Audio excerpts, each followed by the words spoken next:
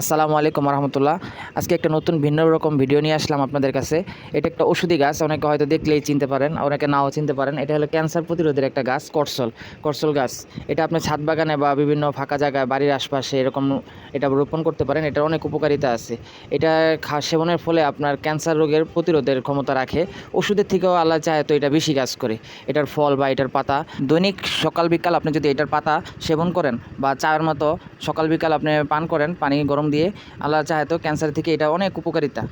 যে ওষুধে খেলে যে কাজ হবে ওষুধ থেকে এটার কাজ বেশি হবে। এখন ডাক্তার যেগুলো আছে তারা তো বলতে চায় না।